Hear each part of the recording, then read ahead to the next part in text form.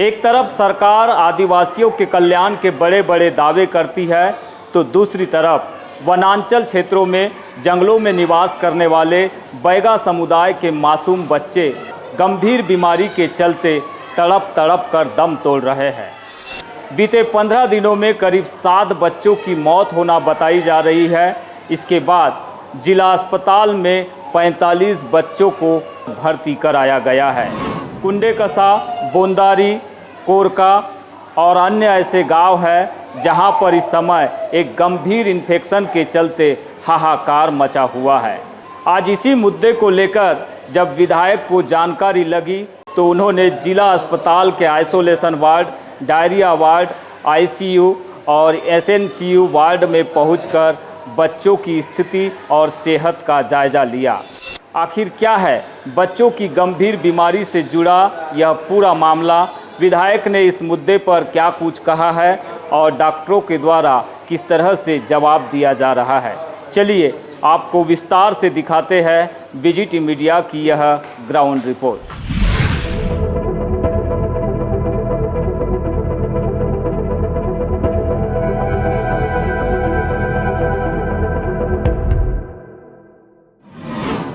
यह तस्वीरें बालाघाट जिला अस्पताल की है, जहां का बच्चा और आइसोलेशन वार्ड इन दिनों दक्षिण बैहर के कोरका, कुंडेकसा और बोंदारी गांवों के बैगा बच्चों से भरा पड़ा है। इन मासूमों के चेहरों पर बीमारी का खौफ और माताओं की आंखों में बेबसी साफ देखी जा सकती है। आपको बता दें कि हाल ही के दिनों में इन गाँवों में अज्ञात इन्फेक्शन से 7 मासूमों की दर्दनाक मौत हो गई थी। इन मौतों के बाद स्वास्थ्य विभाग में हड़कंप मचा, गाँवों में मेडिकल कैंप लगाए गए और बच्चों को सीधे जिला अस्पताल बालाघाट लाया गया। अब तक करीब 45 बच्चे भर्ती हो चुके हैं, जिनमें से 7 बच्चों को आज ही एडमिट किया गया है। यह बच्चे सर्दी, खांसी, मलेरिया, निमोनिया और खून की कमी सहित गंभीर स्किन डिसीज से जूझ रहे हैं। 5-7 दिनों से बच्चे आ रहे हैं और बहुतायत मात्रा में आ रहे हैं। ज़्यादातर बच्चे जो हैं 2 गांव के हैं, कुंडेकसा और एक भंडारी करके गांव है, वहीं से आ रहे हैं। सारे बच्चे जो हैं हर एज ग्रुप के हैं इसमें, मतलब छोटे बच्चे भी हैं 2, 4, 5 महीने के और 5 साल, 10 साल, 12 साल, 13 साल तक के भी बच्चे हैं। सभी बच्चों को जो सिम्टम्स हैं वो बड़े कॉमन हैं।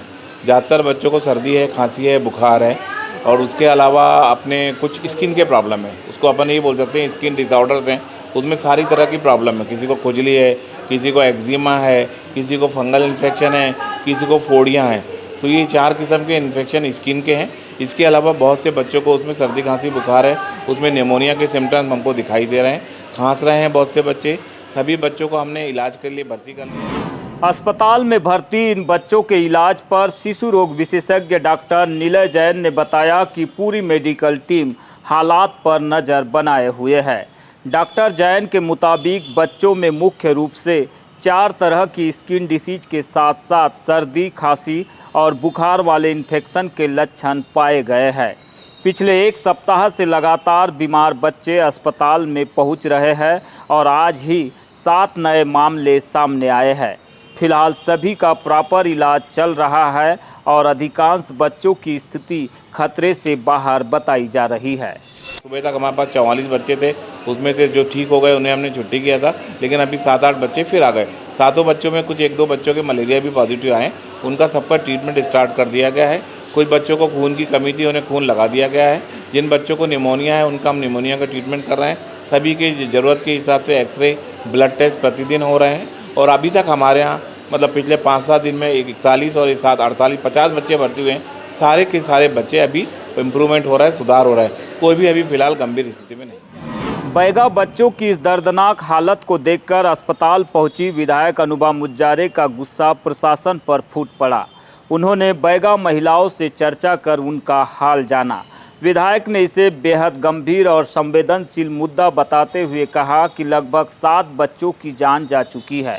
को देखा, उनके पास जाकर देखा, उनके परिवारजनों से भी मैंने भेंट की और डॉक्टर साहब से मैंने जानकारी ली तो लगभग 45 बच्चे यहाँ पर इलाज कराने के लिए लाए गए हैं और बैहर क्षेत्र का दूरस्थ जो इलाका है वहाँ से ये सारे बैगा समाज के हमारे बच्चे अपने परिवार माता पिता के साथ यहाँ लाए गए हैं और उनका इलाज हो रहा है। तो इलाज तो ठीक है, इलाज हो रहा है।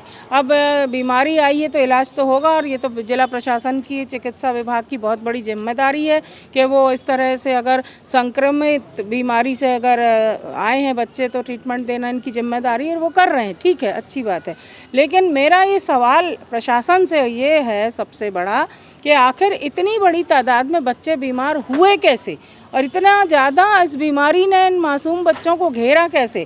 और जैसा कि हम सभी जानते हैं कि उधर के इलाके से जहाँ से बच्चे बीमार होकर आए हैं वहाँ पे कम से कम 7 बच्चों की मृत्यु हो चुकी है, जो लगभग 6 माह से लेके और 8-9 साल तक की उम्र के बच्चे थे जो उनकी मृत्यु हो चुकी है। तो हमारा प्रशासन तब क्यों जागता है जब कोई समस्या बहुत विकट रूप ले लेती है। उन्होंने सिस्टम की कार्यप्रणाली पर तीखा प्रहार करते हुए कहा कि अक्सर कोई बड़ी घटना हो जाने के बाद ही प्रशासन को होश क्यों आता है, जब सुदूर गांव में इतनी गंभीर स्वास्थ्य समस्याएं पहले से व्याप्त थी तो समय रहते कदम क्यों नहीं उठाए गए।